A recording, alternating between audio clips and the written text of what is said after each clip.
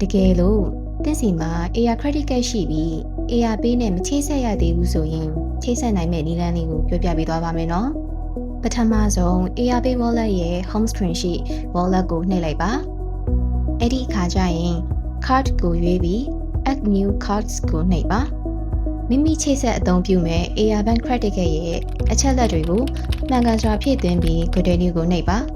AR Pay အသုံးပြုသူမည်ဖုန်းနံပါတ်နဲ့ခတ်ပိုင်ရှင်အမည်ဖုန်းနံပါတ်နှစ်ခုလုံးတူညီဖို့တော့လိုပါတယ်နော်ပြီးရင်တော့မိမိ register ပြုလုပ်ထားတဲ့ဖုန်းနံပါတ်ကို OTP ကုတ်လေးလုံးကြာလာပါလိမ့်မယ်ကြာလာတဲ့ OTP ကုတ်လေးလုံးကိုဖြည့်သွင်းလိုက်မယ်ဆိုရင် AR Credit Card နဲ့ AR Pay Wallet ချိတ်ဆက်ခြင်းအောင်မြင်ပါပြီAR Pay Wallet နဲ့ AR Credit Card ကိုချိတ်ဆက်ထားမယ်ဆိုရင် Credit Card တွေကိုအလွယ်တကူငွေပြန်လည်ဖြည့်သွင်းနိုင်မှာဖြစ်တဲ့အပြင်မတော်တဆ Credit Card ပျောက်ဆုံးသွားရဆိုရင်လည်းငွေကြေးလုံခြုံမှုအတွက် AR Pay Wallet ကနေတဆင့်အလွယ်တကူလောချထားနိုင်မှာဖြစ်ပါရဲ့ရှင်။